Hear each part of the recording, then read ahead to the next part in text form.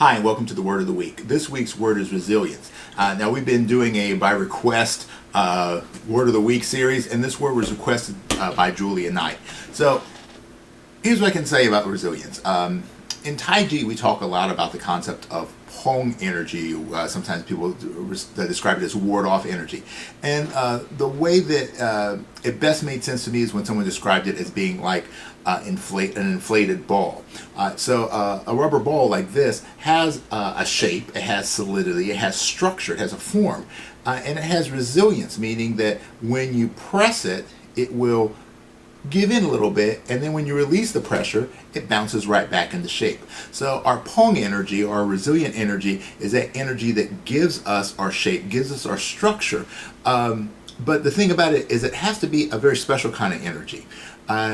It is a relaxed energy, right? So like with the ball is a little pliable, it's malleable. It can't be resilient if it doesn't have give, right? Then it just becomes rigid and it won't bounce. The other thing about resilience is that while it has give, if it has too much give, if there's no feeling of compression in the core, in the center, then it will just collapse. So it's finding that delicate balance between the yielding energy and then the compressed energy that will then spring back out. So when we think about this in terms of our lives, it's pretty much the same. The inside of us, as we develop, as we grow, that's what gives us our shape and structure. Some people would say it's your soul, your spirit. It's who you are on the inside, and that determines how you are on the outside. And we deal with a lot of incoming forces, physical forces, emotional forces, mental forces, spiritual forces, right? All kinds of things are pushing at us from all different directions, requirements of our time and our energy. And all of these things press on us. And sometimes they challenge us. Now, if we think about it like a ball, if we resist everything, if we fight back, if we're rigid, eventually we're going to crumble, right? The forces will be too strong for us to support.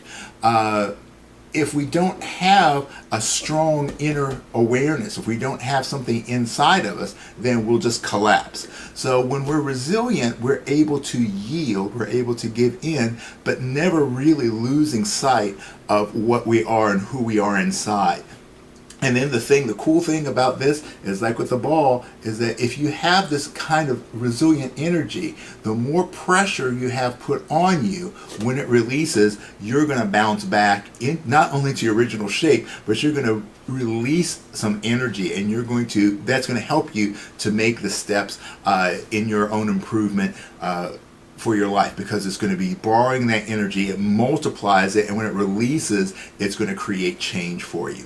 So when things are tough, just remember, be like the ball. We can give in a little bit, and if you want to go in deeper, you can talk to me about the idea of rolling and neutralizing, that sort of thing. So we can give into it a little bit, let it strengthen you in your core, so that when the pressure is released, that you can spring back with more energy and more focus and more clarity. All right, I hope you enjoyed this week's lesson. Hope to see you next week.